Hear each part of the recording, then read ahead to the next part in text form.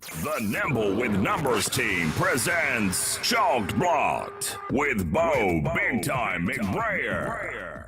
I gotta know what a $5 shake tastes like. That's hot. That's hot. I want winners, folks. You don't know diddly. And his partner, Scott Stag Simpson. Do you know who I am? Trying to put Tiger Bomb on this jungle's nuts. That's cute. I remember when I had my first beer. I gotta catch a glimpse of these warlocks. Let's make a move. Let's make a move. Let's make a move. Hey, you guys, welcome back to Chalk Block, the world's sexiest DFS show. For now, I'm Bo McBrayer, as always, brought to you alongside Nimble with Numbers himself, Scott Simpson. This is a Nimble with Numbers production. Check us out if you haven't already on YouTube and smash the subscribe button. Like the video, comment the video, keep the insults to under the character limit, please. And give that bell a little jingle because it tickles and you'll get alerted when we go live Fridays and Saturdays, maybe every other week during the off season. Who knows? We'll be figuring out if we want to roll out some more celebrity guests every other week on the off season schedule. That's kind of the fun part is we do slate walks during the season, and this is we're whittling it down. We got four teams, 3 games left in the whole NFL season. It's so scary. We have only 3 more football games to enjoy this season. Scott, 3 more games in the season left. 4 teams, and only one will be crowned the Super Bowl champs and hoist the Lombardi Trophy. But that just means that we'll have another renewal of sorts for dynasty season and all that fun stuff. But this weekend, championship weekend, 2 games, 4 teams. We can go showdown on each game. You can pick a game to do just showdown and ignore the other one if you're not feeling it. But a lot of people are going to be doing the 2 games on a main slate. So that's mostly what we're going to cover tonight is both games, all the players. We can actually spend time on every single relevant player that might do something at some point tomorrow. Scott, how do you feel about Championship Sunday tomorrow? You know, it is the greatest sporting day in the calendar every single year. I'm going out of my hovel for the first time to watch football with friends since earlier in the year before COVID and Omicron kind of came out of the woodwork again. And so, oh man, I'm going to be hanging out with my guy, the fantasy millionaire himself, the Ralph Macho, Mike Collins. We're going to go down and we're going to roast some meat. We're going to like men on the egg, the green egg. That's what it's called? Is that the big green egg? Yeah, the big green egg. I think Matt Harmon's got one of those bad boys. My boy in DC is going to roast up some meat. I'm not sure if it's smoked meats from animals. I think it's going to be brisket. I'm really excited. So straight off the carcass. Oh, it's just going to be delicious. So I'm excited. Here's what's crazy. I think the better game is the first game. And a lot of times, like last year, not the better game, but you had Tom Brady versus Aaron Rodgers to nightcap. But here you're starting off with Mahomes and Burrow. I think the 2 best quarterbacks, in this matchup. I'm super excited about this. We are going to break it down. But let's talk first of all, the GOAT. What the hell happened with Tom Brady today? If you took a nap at any point in the afternoon and you woke up at different parts of this, you're confused. You're really might have some way or shape or form more information if you missed half of the day than the people who know everything that have been spreading information, whether it's misinformation or not. They're spreading information today. Twitter is ablaze. I mean, there are people running around like chickens with their heads cut off on Twitter, trying to figure out what the hell's going on, who said what, when, why, where, how, and nobody knows anything. It's hilarious. It's the most entertaining day on Twitter in a long time because everybody needs to know now whether or not Tom Brady's hanging them up. It's a big deal. Tom Brady's dad got involved. I mean, Daddy wasn't there. I mean, listen, Tom Brady's dad, what seems like 60s or 70s. Tom Brady's dad's coming out of the woodwork to give, radio stations interviews going, no. Like he hadn't said it to me. He talks to me. We kiss each other every night, even on the mouth. I mean, you can just he learned it. Tom's dad finding out the news via Twitter or some other, social media platform. Oh, I'm sure his phone blew up. Tom, this is your mom. Tommy. Himself, he's in the garage. He's woodworking again, Tom. Tommy, can you tell him what's going on? Tom, why did you do this, Tom? So, Tom, I thought you weren't ready. Tom, I thought this was a joke. Oh my gosh, I would have baked something for you, Tom. You didn't tell Bruce either? Too much fun. So if you missed it, Tom Brady did not officially retire. Adam Schefter did, though. Who knew, right? He should have. But Adam Schefter said he retired, and then the backlash. Agent comes out, TB12 deletes the tweet that they had out, praising him. It all grinded to a halt. What do you think happens now? Where do you think it kind of plays out in the next couple of months? Well, I think if you take the channel of events, nobody's denying that he's going to retire. Like, the information might still be valid, but I think it flew in the face of the timing that Tom Brady and his camp, which is a big, prominent, lots of influence camp. Tom Brady's got a whole empire behind him, and if that storyline that Schefter released today, saying that he had multiple sources close to Tom Brady saying that he was going to announce retirement soon, that's where it took off. It was just the wording that Schefter used that sounded so final and so certain. Right. And in reality, it's probably just like, okay, this is probably what he's going to do at some point this offseason, but we don't know when. And I'm pretty sure that that whole TB12 organization is going to have they're going to be the ones that make the decision on how to address it. And they're not going to let a journalist, especially somebody who's been at odds with that camp in the past, the ESPN camp, has been jostling with TB12 for years over storylines and disinformation or storylines not lining up with the reality that they want to put out there. I'm not saying one person's right or wrong, but Tom Brady's trying to control the narrative, and that story release with the way it was worded probably got him a little bit riled up. Yeah, I mean, Tom Brady wants to control the narrative just because he's deserved that now. I mean, after 7 Super Bowls, I mean, anybody really does deserve it. It's the most important retirement in the league since Joe Montana. Yeah, it might be the greatest retirement ever. And Shefty trying to do the gritty on Twitty fucked it up. Shefty is just trying to be first instead of correct. Right. I mean, you know what? I remember a time when Shefty wanted to be correct, and he would let Rap Sheet take a new story, and he let Rap Sheet bury himself a couple times with that quick draw storyline to be first. But Shefty's fallen back into that. He's more like Rappaport now than ever before, and I think it's blowing up in his face. Well, I mean, that's the Twitter world we live in, right? And I took a joke from a mockumentary type account, you know, a mock meme NFL account that said Matt Ryan was being released. I just took the thing that said, I said, I hope Washington doesn't sign him, and then people lost their minds. Everybody was like, wait, what? That's not true, Scott. That's not. What's your source, Scott? Wait a minute. I said, listen, if you're coming to me for breaking NFL news, you don't get it. Why are you following me? You don't get it. I just talk about my wife and I's sex and breakfast food. Right. And NFL and wrong answers only. Only wrong answers. You know, listen, if you want to come and you want to learn from an engagement farming king, I'm right here to help, right? I'll give you the 411 on how to farm it it's jokes, people. It's jokes. He's like Twitter farming with plutonium over here, guys. I know. He is the clickbait king. It's so much fun. It's so much fun. Here's the truth. I use a lot of the memes that your boy Tommy goes out with. I love his pictures, his memes. So I steal from everybody. You know why those memes are so spectacular? Because Tommy's from NorCal.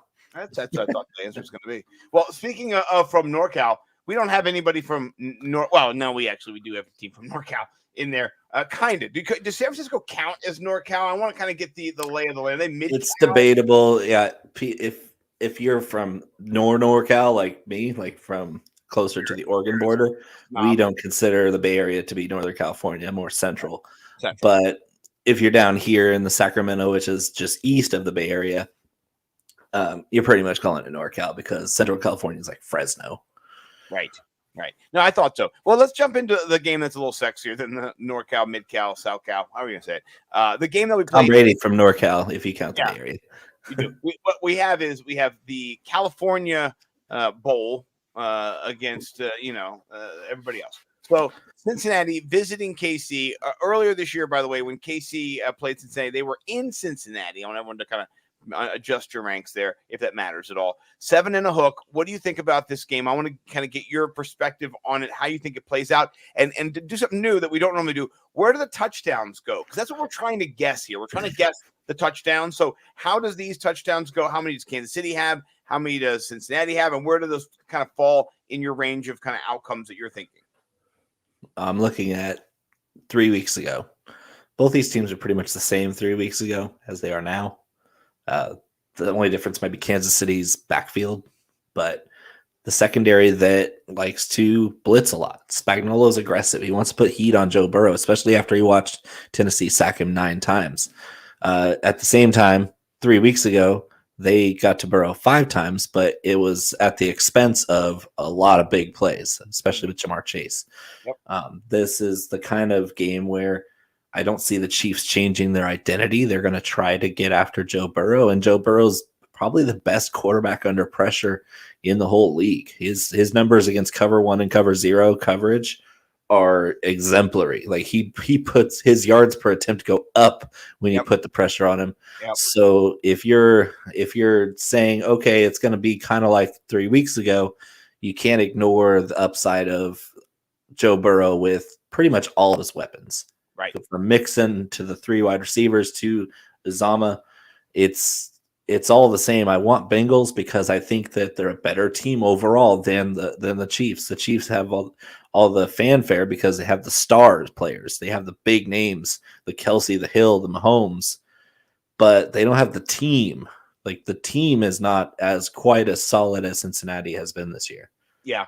I agree with you on that. And what they do, though, is they have 2 weapons in Kelsey and Hill that might be better than any other 2 weapons because they're in the middle of the field and then stretching the field. So you can kind of do both, and then you can take the. Oh, they're scary. They are terrifying. So scary. So smart, too. So let's do this. Let's build a little stack attack here. I'll start with Cincinnati, and we'll build some with Mahomes as well. We'll build them with every team, even with Garoppolo. No. Maybe I won't. I won't participate in that one. Okay, I won't. We'll build it naked without him in it. Let's talk Cincinnati. I've got 2 wide receivers here. Let's start with this stack, and then let's run it back. Do you want to do 2 wide receivers on KC, or do you want to do a wide receiver and a tight end? On KC, if I do 2 wide receivers, I'm doing Hill and Pringle. If I do a tight end, I'm going to put him with. If I do Kelsey, I'm not going to put him with Hill usually. Right. Because I mean, it is expensive, even though you can afford it on the slate. In a Burrow stack, it's not very often that I have a very nice looking lineup with Mahomes in those 2 guys because Mahomes is quite a bit more expensive. But I mean, if you kind of have your core guys and they're kind of on the low side of the pricing spectrum, yeah, sure, you can do a myriad of different options. But the 3 guys that I like on the Chiefs are Pringle, Hill, and Kelsey. Me too. I'm playing all of those. I'm not playing our guy Mecole Hardman. You can see that Byron Pringle has. He's fine. I mean, he's just as likely as anybody. But if he has a bad play, like he doesn't play smart all the time. He fumbles and drops a lot of things in key moments. If that happens early on, they'll pretty much take him out of the game plan. They're going to run a lot of Pringle and even Demarcus Robinson over him if Hardman's making bad plays. Yeah, no, it's true. I'm going to go down here to this stack. This is the Pringle, Chase, Higgins, Kelsey stack with Burrow. Woo. Yeah. Tell me, do you want to build some Mahomes stacks? I think that might be as well. Yeah. Are you kidding? I'm thinking you might just want to. Just think about he's the most popular quarterback. He's coming up with the most chalk, but it's only 41%. And you think, oh, that's crazy high, but that's on a 2-game slate with 4 potential quarterbacks starting. So I mean, 41% doesn't sound like it's that bad. It sounds like the lower pricing of Stafford and Burrow is really helping you out with keeping Mahomes under 50%. Yeah. Yeah. No, I like that as an option if you're going to stack them with Pringle and Travis Kelce. If you're going to do Mahomes with Hill and Kelce, it's hard to get in Chase and Higgins. I like Chase and Higgins. I like stacking them both. Honestly, I'm not going to lie. I do. And in that case, you probably want to go with Tyler Boyd at 4,200 because that's a really nice leverage play. It's coming up almost no ownership at all. And he's the cheapest one. And game by game, we've seen Tyler Boyd be the alpha in this offense based on what the scheme is. Joe Burrow's finding the open guy, and all three of these guys are really good. So Tyler Boyd could very well be the wide receiver one out of that trio tomorrow's game. What do you think about Uzoma, who he's done well the last couple of weeks? He's priced down still, 3,400, not very expensive. Would you, if you are looking to stack up Burrow, would you go with one of his receivers and Uzoma, or would you stick with two receivers? So the way I've been building, and I did outline this in the DFS flow chart for the SGP network. That was, shout out Sports Gaming Podcast Network. They are awesome, and they are employing both of us. It's great. But my DFS flowchart, I wanted to lock in a contrarian stack like Burrow and Higgins, Chase, or Stafford, Cup, and Odell, for example, or Higbee or something like that. If I went and I punted wide receiver, like price-wise, I could get Kelce, and I want Kelce. But if I'm going expensive at wide receiver, I'm picking between Uzoma and Higbee so that I can save money there. Because those are the guys, besides Kittle and Kelce, you have two guys that are pretty touchdown dependent. We're not going to see a lot of volume for Higbee and Uzoma compared to Kittle and Kelce. Right. So it's kind of like they're pretty even money across the board, like points per dollar. I expect out of all four of the tight ends is pretty much the same. Yeah. Yeah. I think you're looking at Uzoma touchdown dependency being greater than anybody else's. I think for just target share, he's going to have the least amount of targets.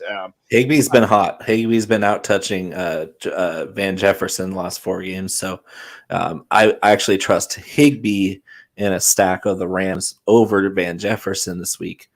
Yeah. Even though it's kind of a toss-up because you don't know what the 49ers are going to do. No. Any interest down here at Demarcus Robinson at 2% rostership? Just kind of as a dart throw in. Yeah, no. He's always got that chance, but he's going to get so few opportunities. Right. Like He'll have that 140-yard pass for a touchdown or nothing. He's so far down the spectrum. Yeah. Who is the guy I really like down there? I mean, it's Boyd at 21% rostership. I like Pringle. It's Pringle as well. Jawan Jennings at 32. Jawan Jennings is pulling a higher projection than Robinson, 600 less than Robinson. He's a little bit more rostered at 8.6. Yeah. But I just think that we just saw this 2 weeks ago where Jawan Jennings was the reason the 49ers came back and made the playoffs. He had those 2 second-half touchdowns to get to tie the game against the Rams, and they ended up winning the game and getting into this tournament, which spurred their unlikely run to this game. Yeah. Jawan Jennings against the Rams, we just saw it. No, I like that. We're going to get to that game in 1 second. So one question about your builds on this. Would you double tight end stack this if you're doing GPP with Uzoma and with Kelce? Is that something that you would do or no? I mean, it's got to be on the board. It's you can't say no, I won't do that because there's so few players in the pool this week. Yeah. It's got to be on the board as an option because what if your top 2 tight ends that are optimal are more optimal than your ancillary wide receivers on the slate? Yeah. It's just as possible for those tight ends to get there than as those cheaper wide receivers. But it was hard for me in this game too. Demarcus Robinson 3,800. CJ Uzomah 3,400. He's going to be on the field a lot. You know that. He'll be used for blocking too. He's a big guy. He'll be in line a few more snaps maybe because of their protection issues. But still, when Joe Burrow gets flushed, hey, middle of the field, who's there? Big 6'4" guy. I like it. You saw it on that touchdown pass too. He looked for him in the end zone. And I think that was against the Raiders. I think Burrow loves CJ Uzomah, so it's not surprising here. No, at that price down there, I like him better than any other wide receiver. I like him better than Demarcus Robinson for sure. Okay. Yeah. So anything else on this? Which DST do you prefer? I have one more question on the wide receivers for the Bengals before we leave.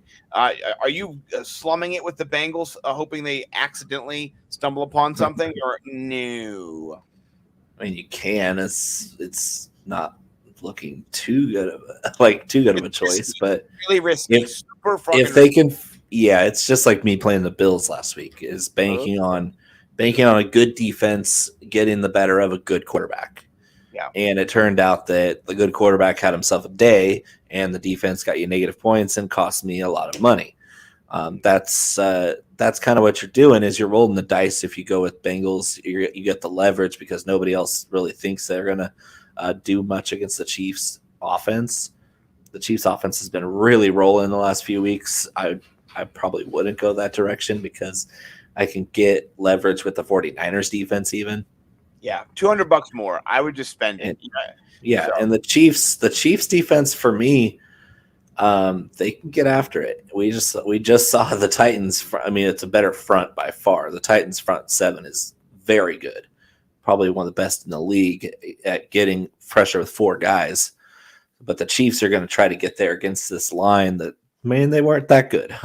Yeah. I give a lot more credit to the Titans front than blaming the Bengals front, offensive line last week. But it didn't look good. Let's just say that. Let's just say the Bengals did not block well last week. It might have been because they were going up against a really good unit, but it also has a lot to do with Joe Burrow moving his protection schemes. Seems to be the one flaw that I see in his game is if he's focused more on who his hot route is and he doesn't move his protection over to the right side and call the right blitz protection, he's going down, and he's going down quite often. Well, he doesn't get rid of the ball too. I would add that as a caveat. He runs backwards like he's playing Madden and loses. Well, he also doesn't have much time, so he's running backwards a lot more often than a lot of guys. Step up in the pocket though and lose less yards, and then they don't have a running start. They fall on you. Maybe they break your leg. That's not good. Never mind. Familiar. Never mind. Yeah, and we just saw last week the Titans pretty much just stuffed the A gap and brought the pressure right up in his lap. So his only move was either going laterally or backwards, and he didn't have much luck with either because it's really hard to get a quality pass off to an open receiver. Well, all their routes were downfield too. They had long developed. Yeah, they're shooting for the jugular as they have been all year. That's an aggressive offense. Yeah. You give and you take. It's like a basketball team that shoots a bunch of 3-pointers. You're gonna live and die by it.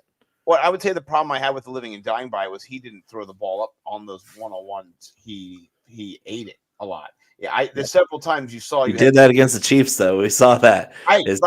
He was getting rocked all game. We got sacked 5 times, but man, if he had just enough time to get the ball down the field, he was taking shots at these corners, and these corners are pretty darn good. But his receivers are better. They're better, and so here's the question, and the 2 questions here. One, who would you rather have, Burrow or Mahomes in a GPP? Because I'm going either. Those are the 2 ones you choose from in this matchup. That's just how it's going to work. If you want to win money, pick one of these guys. Man, so you going? Such a stickler. I know. In a GPP, I find it easier to build a lineup that has more core guys with Burrow. Yeah. That being said, I'm trying now to counteract all my Burrow lineups with plenty of Mahomes lineups. So I'm probably going to be more heavy on the Burrow side, but man, am I going to have some Mahomes stacks that will make you cry. Like we're talking onslaught Chiefs, and I'll come back with onslaught Bengals, and I'll even have an onslaught Rams because I do think the Rams are going to crush the 49ers, but we'll get to that. Ooh, I like that. I don't think onslaughts work great in showdown. So why wouldn't they work almost as well in a 2-game slate.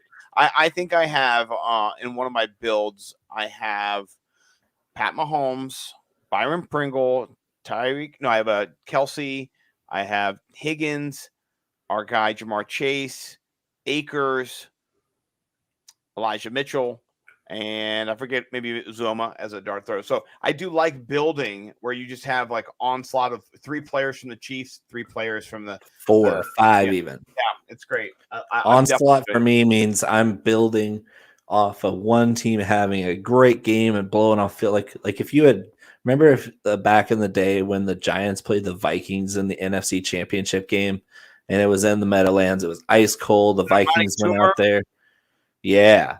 Amani Toomer, Brandon Jacobs, I remember. and they just steamrolled. It was like 47-0 or something crazy like that, where it was New York Giants defense. It was everything New York Giants against the Vikings, who came in there and just laid an egg, and the other team just completely stomped them.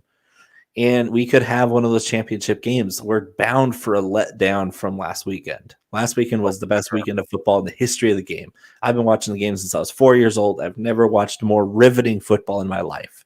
Even my father-in-law texted me, and he never texts me unless it's about picking up my daughter. He texted me right after the Chiefs-Bills game and said, "What a game, huh?" And I was like, yeah, this is the best weekend of football I've ever seen. He said, I've never seen anything like it. He's 74 years old, and he'd never seen anything like this. So we're on the hangover now. We just got spoiled to death with 4 amazing football games with so much meaning behind them. And all of a sudden you have a championship weekend, which should be super exciting. 2 great games, but I just think that one of these, maybe even both of these, is going to be a blowout, and your onslaught lineup is going to be what's optimal. I do like looking at that. And if you're going to pick an onslaught lineup, maybe you pick two main teams. For example, Kansas City and then the Rams. Or you run it back with KC and Cincinnati, and then you use parcel pieces of San Francisco and LA. That's what I'm trying to do. I'm trying to get myself a little Cooper Cup, though, for sure. No matter what I do, I find myself drawn Matthew Berry's little Cooper Cup. Little big boy. He's a bearded Cooper Cup. He's a grown ass man now. I think he's Pete Overzet's grown ass man Cooper Cup. He's a grown man blonde. Yeah. That beard that he is rocking, that little blonde, it's sexy. I like it. He looks like an Amish guy. He's great. Amish quarterly with but when he had that little post game interview where he just ranted about all the technical awareness of the field and the football talk that he was spewing, I was like, this motherfucker's spitting. I was vibing to that. And I was like, man, he talks just like a coach. I love it. Oh man, he is a beast. I have all kinds of Coop in my cup this week. I'm not gonna lie. Let's jump over there to this game because I'm excited to talk about this game. No offense to player pool over here, but let's just get us. No, I said no offense. With all due respect. All due respect. No offense. I'm charmed. I'm sure. Gil Faison, I'm charmed. You're charmed. Someone's charmed. That's the gift that you love to put out there with Ricky Gervais. No offense. No offense. All the time. I use it. I say stuff like, "You're my favorite comedian." No offense. No offense. Like I'm offensive in just being a friend of you. So you don't want to be associated with Scott Simpson right now. He's radioactive. I'm totally toxic, and it's mostly because I put a tweet out of Brittany Mahomes, and I just said she's grabbing Pat Mahomes' face like this. He's so miserable. He's crying, and I just said this man never stood a chance. Like he's done. He's done. He had the hooks in early. Yeah. He had the hooks in early. Smart woman. She knew the hooks became part of him very soon after that. Right. It's like the bicycle that grows into the tree. Yeah. Well, I had somebody who I'm actually friends with who's just like, 2,700 people thought it was great and hilarious, right? One friend who I actually am in a league with is just like, I've had enough of this, Scott. Blah, blah, blah, blah, blah, blah, blah, blah, blah, blah, blah, blah. And then you look at his bio, fucking Kansas City Chiefs fan. Chiefs Kingdom. Oh my gosh. So I just was like, listen, I'm a grown man. It's pretty wild that you think you can tell another grown man how to tweet. Like, that's what's even crazier is people who like if you don't like my joke or whatever it is, you say like that's not it or whatever. Like, well, if you say that's not it to a joke, ain't it, Chief. this ain't it, that ain't it, Chief. Way to think it through. You're so deep. I appreciate it. You can say that by not saying it at all. Like that's all the time. Like I don't go to McDonald's and then read off all the things that are not I'm gonna buy and go, that's not it, that's not it, that's not it, that's not it. Right. So anyway, I gotta put it out there. I gotta say a little something for the people. But anyway, let's talk real football here with our wide receivers. What do you think about Debo? Is he doing anything? I mean, yeah, but is he an optimal play? That's the part I question. I really do trust the Rams defense this week because it was two guys that beat him last time. It was Debo, of course, because he's awesome. He's a superhero, sexy flexy himself. And it was also Jawan Jennings. And we're talking about the reason Debo's always viable is because Kyle Shanahan puts him in a lot of advantageous positions to use his gifts. And his gifts, as we've seen all season, are spectacular. And Kyle Shanahan, if he's good at anything, it's scheming his best players in the best positions. I mean, look at what he's done with a terrible quarterback all season. He's put Jimmy G in a position where he doesn't hurt him. He cannot hurt the 49ers. He can only be neutral. And that's the reason why they keep winning is because Jimmy G can be Switzerland while the rest of the team carries him to victory. He's 3-0 when he doesn't throw a touchdown pass. Yeah. And they're better when he passes for under 200 yards. Why is that? Because they found success with what they do best, which is putting Trent Williams in motion to just crush people. That was mean. It's funny as hell. It was. You know what the worst part was? Them trying to run out the clock at the end. How stupid are you guys? Just run the freaking ball. It just was so stupid to watch them just try to. That would be Kyle's weak spot, which is finishing games. Yeah, finishing games or overthinking things because his ego is massive and he thinks he's the smartest person on the field, which in moments he really is. He is. And at other times it completely blows up in his face because he thinks too highly of himself and puts his team in a spot where they're not giving themselves the best chance to win. That's why Kyle Shanahan has a losing record overall as a head coach, because he is a genius, but he knows it. If you have the unassuming genius like Andy Reid, who just talks about cheeseburgers and be the Grim Reaper, he doesn't think too highly of himself, even though he's a surefire Hall of Fame coach, one of the greatest ever. And you talk to him about it, and it's just all shucks. You talk to Kyle about it, he's like, yeah, damn straight. Right. Bitch. Yeah, I told you like 20 years ago. Shit. Yeah. You didn't see it when I was like on the practice field with my dad when I was 17? Go to hell. Right. Yeah. Yeah. Well, I mean, you got to give him props, but you don't have to give him that much props because the guy across the sidelines from him, Sean McVay, that dude's really good. That's where I was going to ask you a question. So with Van Jefferson ailing, potentially maybe not being as healthy as he'll be fine. Well, here's a question. Let's say Van is not able to be as vociferous as he normally is. Who do you think picks up the extra targets there? Is it Odell? Is it maybe Higbee? Or is it more, I'm hoping, Cam Akers out of the backfield? He's got a 15.5 prize picks prop. Smash it, I think. Smash. What do you think? Yeah, Cam Akers is my favorite guy. I mean, he's pretty much a lock for running back. Yeah. And it's just, you don't overthink it. This is a guy who, since he came back off his Achilles, which is superhero stuff, you don't believe it's real because it shouldn't be. That Cam Akers is playing in these games and playing well. He hasn't put up huge numbers yet, but he looks great. Like, we're talking just as explosive, just as elusive. He's a weapon out of the backfield. He's a tough runner that you really don't want to wrap up in the second half of games because he just runs so hard. I love Cam Akers, and if Van Jefferson is compromised, I don't think it affects anybody around him that much because he's the third wide receiver, and sometimes he takes a back seat to Higbee, or he takes a back seat to Odell Beckham, who I think could stand to be the biggest benefactor of Van Jefferson not at 100%, because they're the same kind of role in the offense where they're deep guys who run the vertical routes while Cooper Kupp just slashes and burns underneath and picks up all the yak. Yeah. So I built a few lineups here. I went Stafford, Kupp, and Akers with a little Debo, with a little Kittle, and with a little Jennings. Sex. I'm not doing any Garoppolo. That was a joke, folks. Take his under for passing props on Prize Picks. 1.5 passing touchdowns. He hasn't had that since Vietnam. Man, since the Nixon administration, Denny Carter would say. So he's been a Phoenix Suns fan since the Nixon. Oh my gosh! Did you smash that one right there? Also smash pretty much any Jimmy under except for turnovers is a smash.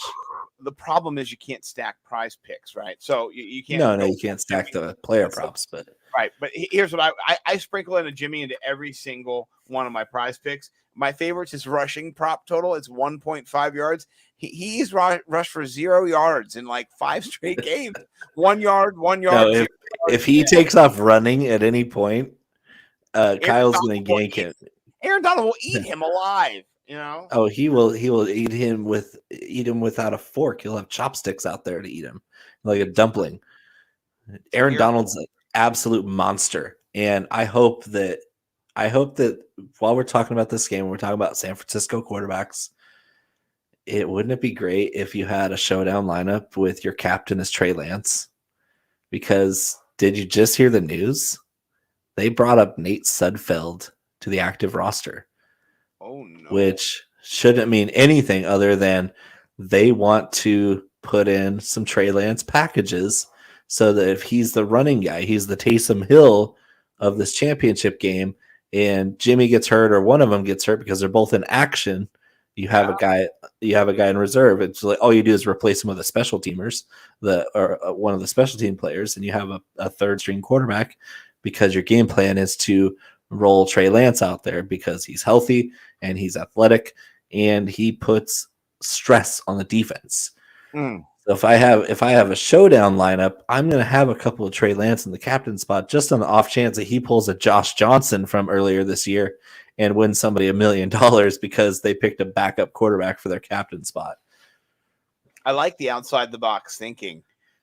Let's take a look at. I'll even have one mini max with Trey Lance at quarterback too. Yeah, why not? Why not? Let's take a look at some of these lineups that were built. Not a lot of stacks. I don't see double stacks and game stacks. They've kind of can pick the best from each lineup, which is it's fine. But is there one that's spicy? Yeah, they're not as spicy. They're more they're more uniform. I see a couple double stacks in here, but oh yeah. I like this one right here. Maybe this one: Patrick Mahomes, Cam Akers, Joe Mixon, Jamar Chase, Byron Pringle, Tyreek Hill, Higbee, Ayuk, and the Rams. I might get rid of Ayuk. I don't know, man. That sounds pretty good and pretty different. That's the one thing about Ayuk is he's got the talent. He's got the ability to be that big play guy. And he's always got that upside that doesn't show up very often. But when he does, nobody's going to have him. That's true. It is good. I like the contrarian. I'm just wondering if Odell Beckham is a play in there, if he's too priced up too high. Yeah. Some money. Look, you've got money left over. You've got $900 left over. I think that could probably get you. That's the main thing that I talked about on SODFS before this show with Dan Brown is don't be afraid. Don't be afraid to leave money on the table, folks. This is a 2-game slate, and the salary cap is there for one reason: to level the playing field. So you can play all the players you want as long as it's under that salary cap. The optimal lineup sometimes will be over $1,000 left over. Yeah. Especially on a 2-game slate where there's not very many players to play, is to just play your best guys that you feel the best about, and it makes sense. It tells the story. Pitch a narrative, like I've been saying all week. Imagine you're the grandpappy or the grandma that's got all the grandkids circled around the campfire, and you're telling a story about how you hit the DFS jackpot in the winter of 22. And this guy was year of our Lord. The year of our Lord 2022. I hit the jackpot on DraftKings because I had this lineup. Like, you want it to tell a story. You want to be able to weave that big, tall tale about catching the giant salmon. Yeah, you want that big fish story to be about your DFS lineup. I'm not finding the one I like with Joe Burrow in it right now because it doesn't have this. No, so that look for the double stack. Not a lot of double stacks in here. But here we go. Jamar is in here. Yep. Yeah, that one. Boyd, Kelsey, Kittle, Odell, Akers, and Elijah Mitchell. That is my sex lineup right there. I like that. When you leave $1,800 on the table, which is wow. You can actually switch Boyd out and you can put in Higgins, which is fine. If you win the millie on that and you have to chop it with somebody, I would just tip my cap to the other crazy bastard that had the same wacky lineup. Oh, 1,800 left over. Some psycho shit. It's because Boyd's there. Boyd's only 4,200. That's insane. Boyd is the pivot point for sure. So stud or dud, really. All right, I love it. Let's transition over now to our Occupy Fantasy lineup builder. We're going to build a Millie Maker lineup right now, actually. Here it is, ready to rock and roll. Our last one of the main season that's got, if we do a showdown one next time, it's a showdown one. So this actually is the last slate, right? So I'll be getting from Vegas in 2 weeks. I'll be in Vegas for a chalk blocked. A special Vegas blocked. So let's start off with the quarterback. Is it Mahomes? Is it Burrow? That's the deciding factor right now. Do you want to? Are you sure? I was going to say Stafford.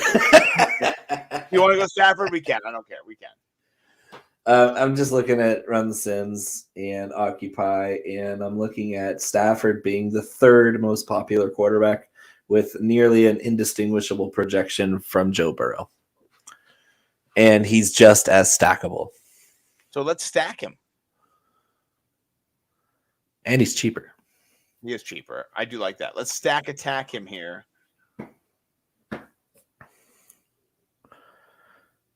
I like him. I don't want to not build my lineup around Cooper Kupp and Cam Akers. That would be my stack, my double stack right there. That's the one. That sounds good. She is the one. Let's change positions here. Whoa, okay. We're getting right into it, huh? We are.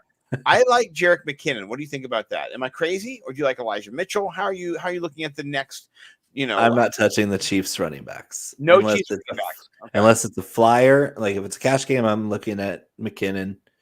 But Cam Akers is pretty much the same price. He's even cheaper than McKinnon. And I'm worried about the trend of CEH being a better play this week at a little bit more money and at much lower ownership. Do you want to? I'm either avoiding it or I'm playing CEH in a tournament. So Mitchell or Mixon? For this lineup, we just spent $8,800 on Kupp. I'll go with Mitchell. Okay. Pay down a little. Dueling banjo running backs on two teams that love to run the football. Run. Pass. Let's get. I mean, it's going to be hard for me to not have, either Higgins or Chase in my lineup.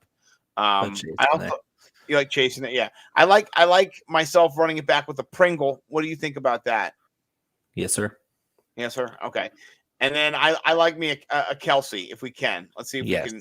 Absolutely, Scott. Yeah. Yes, you have to have him in.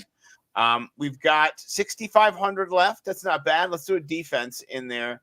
And so we're not gonna mess around. That's not what we want to do. Hold on. I clicked everything. There we go. You just want to go for the Rams? I like the Rams. Yeah, it makes the most sense with our lineup. Only having Elijah Mitchell in there. Yeah. Okay. And then we'll go to flex and see where we're at with our prices. That's kind of important. So. We can go with my guy. Your Juwan Jennings. Yeah. Oh yeah, I like it right there. I think it's the best play down there too. Oh yeah. Yeah. Oh look, we clicked we have all of them. We have all of them. Click here. Boom. High risk. That's $100 left over. That's nice. 329% ownership on this slate's not bad. Projections through the roof. Yeah, I like this a lot. So, and I think it is actually you're going to be differentiating yourself a little bit by doing the Cam Akers and the Cooper Kupp, because Yes. Cooper Kupp is the most owned wide receiver, and so Cam Akers most owned, running back. You're kind of probably maybe going either or. You're not building around it. Hopefully not. But Chase, if you have Mitchell and Jennings being against your defense, it's not that big of a deal because you can get there with a big Rams defense performance, or at least a good enough one for a good lineup, with Mitchell and Jennings having a great game too. Like, you can have it both ways when there's only 4 teams on the board. Mm-hmm. You're not really biting your nose to spite your face here, like you would be if you pulled this move on a main slate with 10, 12 games. Right. You'd be playing with fire. You'd be playing with fire working against your defense this way, but you don't have many choices. You're going to be working against your defense in some way, shape, or form this week unless you go full onslaught.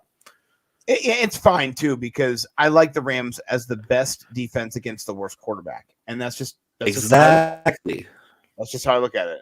And last week I picked the Rams. Don't overthink it. Tom Brady. Yeah, I went Tom Brady against Rams defense. So I mean, don't overthink it is right. Let's lock it in, and as we always do, I'm going to put it in another lineup so I can win it and keep it for my own. So here's our Matt Stafford, Cam Akers, Eli Mitchell. He's updated it for us. Jamar Chase, Cooper Kupp, or Matthew Berry's Little Cooper Kupp. Byron Pringle, our boy Travis Kelce, Juwan Jennings. Yeah. The Rams defense. I'm going to drop it down in here because I want to win. Kupp and Chase. Oh, that makes me. Kupp, Chase, and Kelce. Those are cores right there. That's you want those guys on your team. Oh, for sure. Kupp, Chase, and Kelce. Oh my God. I gotta enter it into a lineup for the mini max. I gotta find it. There's just so many of these. You'd have to almost sort by tournaments low to high. I'm just looking for the dollar. Oh, here we go. Enter now. In it. Enter it again. Do it. Have I already entered it in here? I don't know. I'm confused. Yeah, you did. Max. There's 2 maxes. If it says again, it means you already have it. That means I entered it myself in another lineup because I already built it for a different build. That's hilarious. I love it because I did enter. You already maxed out your quarter jukebox, I see. Yes, of course. I've got all the 10 cent and the 25 cent already entered. I'm entering some of my 50 cent lineups. So this is great. Let's get out of here on the clash, the second to last clash of the year. A crazy one last week. Sorry, guys. I really suck. Man, what a crazy game for sure, though. I'll let you read yours. All right. Put up or shut up time. I cry a lot.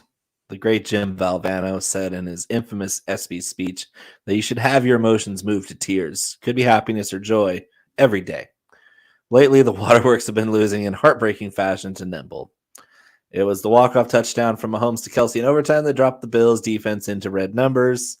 Those -2 points left me 0.12 points shy of Scott, faster than 2 shakes of a lamb's tail. It was over. One of the greatest football games in history to culminate the best weekend of professional football in the history of the game. The opportunity was there for me, and I blew it, just like the Bills did. I bet on a good defense, and that unit was crushed under the staggering talent of a guy who prefers his steak well done with ketchup. Nice. I need to redeem myself for the medium rare salt and pepper crowd. I have a lot of ground to cover, 37 point whatever points behind you, Scott, now in the aggregate total. So bear with this hyper-aggressive build, and I did get really aggressive. This is not anywhere close to a cash lineup. So I just pretty much went balls to the wall, hoping that I can get close enough to you going into the Super Bowl showdown to where I can flex my showdown muscles, since I've done much better this year in that format. So I just needed to get it closer to where I can drop a showdown bomb on big Sunday in 2 weeks and take this thing home. As you can see, I went with the double stack Bengals, running back with Kelsey. CEH, Eli. CEH and Eli, that's where I'm getting weird. I spend down at running back so I can get double tight with Kittle and Kelsey, get the most upside possible. Eli with the 49ers. If the 49ers somehow pull that game out, it's going to be with the running game and defense, just like they've gotten there all season. But I'm putting all my chips in on Joe Burrow and his two best receivers, Jamar Chase and T. Higgins. And Odell, I mean, he's a walking touchdown. So I just tossed him in there to be a little bit of leverage because I knew you'd have Cooper Kupp. I really wanted to put Cooper Kupp in my lineup, but I thought it was more important to get that double stack that I really want. Yeah, I like it. It's where you differentiated yourself from me as well. We only have 3 similarities this week. We got Joe Burrow. Sorry for my scrolling issues. We got Joe Burrow. We have T. Higgins, and then Kittle. Everybody else is a different play, which is going to be good. Nice, I like it. So let me scroll down to mine real quick. And everybody who's watching, make sure you click on the link for this article because some of the blurbs that we both wrote are gold mine of just funny jokes. I had a kick out of yours.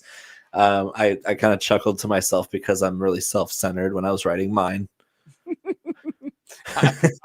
I think it's so funny how we incorporate each other into our little, like when when Brennan was playing with Dale's drum set and Step Brothers, fuck you, Dale, fuck you. So pretty much when I'm writing my blurbs, I'm like, fuck you, Scott, fuck you. So funny. Put my nutsack on your drum set. On your drum set. Here's my photo finish. Last week I beat Bo by 0.12 for my 5th straight victory in the clash of the Beards and Bellies. Every yard matters in the NFL, and every fraction of a point matters against Bo. No time for victory laps. I have a head-to-head championship to win. I'm still only up by 37.42 points, and no lead is safe with Bo lurking around. This week, we only have 3 matching players, which means that it's anyone's game. I'm rocking double tight ends and a stable of high upside wide receivers. Bo has the running back horsepower. Should be another epic clash, but I like my lineup and my chances. Here's a screenshot of last week, just so you guys can see the pain that Bo experienced. That is some meanness right there. It was on the last play of the last game of the weekend. The Kelsey, like I said above, Mahomes to Kelsey in overtime to win the game, dropped the Bills from 0 points to -2, and that was what put me down by 0.12. I had it locked up. If the Chiefs go down and throw a touchdown, then I lose. But if they go down and kick a field goal, I still win. And it makes me want to throw up. The good part about this was when the 2 points were taken away from you, I lost a bunch of money everywhere else too. But I beat you. Same thing. I won a bunch when I lost to you by that small fraction. It won me a bunch of tournaments because I had a lot of Kelsey last week. Pretty interesting there, the back and forth. So here we are, my lineup. Joe Burrow, like I said, the same. And then I've got Cam Akers, McKinnon, rolling the dice on the other running back. Rolling with Tyreek Hill. Got to have him in there now. He's a GPP play. He is. He's an upside. He's all or nothing, right? You've got Cooper Kupp, Uzoma back again with Kittle, and then the Rams D. This is going to be a good one, brother. I think right now this is I'm up by. I put your lineup in a couple tournaments myself because I really like it. I like it. It's got some GPP feels with Tyreek Hill in it, McKinnon in it. It's got GPP feels too because I got to beat you. Your 3 wide receivers are nasty, and I can say that because I have one of them. I hope that T. Higgins is your highest scoring wide receiver. Let's just say that.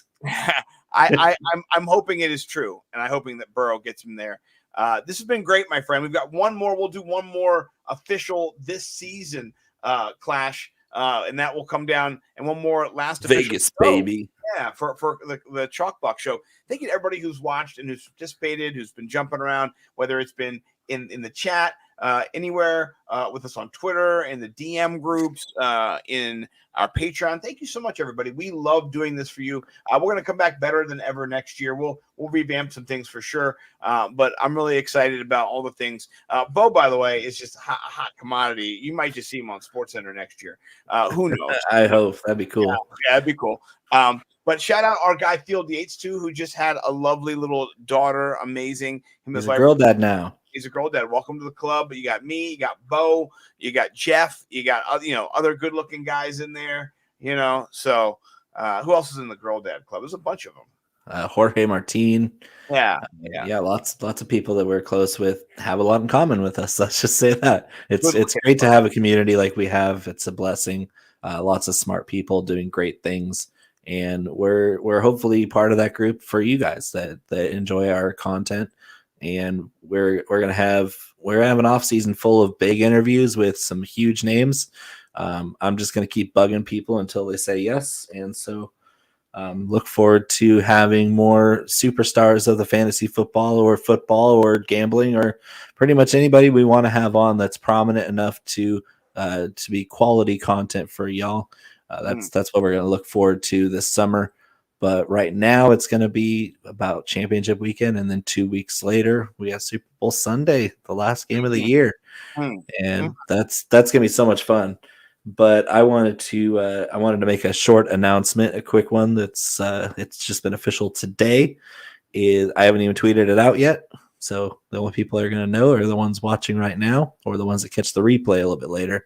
But I have been offered a shot to be a featured writer at Fantasy Pros, so it's going to be an exciting journey to write for one of the biggest staples in our industry is Fantasy Pros. So that their reputation precedes them, and hopefully I can add to it. Well done, my friend. I love it. And then let me just say, from me over here, I am not the discoverer of Bo. I'm just getting to enjoy Bo. Bo has been discovered by himself a long time ago. In case you don't know, his writing is ridiculous. So it's just other people are finally figuring it out. It's not like, people have had an opportunity to really take him in yet. And I can't wait for everybody to get to take you in, Bo. It's going to be amazing. You are one of the best writers I've ever read. And this is just for fantasy football. This isn't even for, I'm talking about every genre. I just enjoy your writing. It's very quick. It's very smart. It's deep as well. So I'm excited, man. You're going to crush it over. It's fun. That's what this whole thing is about, is fun. And if I was in this for the money, I would have gotten out a long time ago. But it's a testament to where you can say, hey, this is fun enough that I'll do it for free. Yep. If you pay me any sum of money, and I'm even happier because it's icing on the cake. It's like, I get to do something for fun, and I get a little bit of coin. That's always fun. And just the feedback I get from the people that ingest my content, that is so rewarding. So I do appreciate your congratulations there, because it's been an exciting day. I love it. Last thing we got to do before we get out of here, I want to know who is in the Super Bowl, who wins these games, and if you can give me a score. What do you think the score is? So are we doing conference championship scores? Yeah, not Super Bowl. I just want to know who wins these games. Okay, so I got the Bengals 31-24, and I have the Rams 42-21. Oh, I like it. Okay, that's a lot of points in the Rams game. I have the Kansas City Chiefs 28-27 over the man. That's a good game. I hope it's that good. I mean, I hope so too. And then I have a 31-17 game, the Rams against the 49ers, bringing it home. They have a defensive touchdown in that game. I don't know who scores it, but somebody does. It's either Von Miller or Jalen Ramsey. Somebody scores for the Rams. They take it to the house. That's my thought. Nice. Yeah. So, all right, man, I can't wait to see who goes to the Super Bowl. Please do follow my man, Bo _McBigTime over there on Twitter. Myself, NimblewNumbers. Help get him to 6K. Man, he's close. I'm just about there. I think I'm just about to pass 5,800, so that's pretty cool. I like it. Very sexy. And then check me out in the content farming streets, the whatever they are. I don't know if follow my guy for the funniest shit you'll ever see. Yeah. And just it's fun. That's what we're here for. We're having fun. None of this is serious. And none of it. 0% serious. Zero.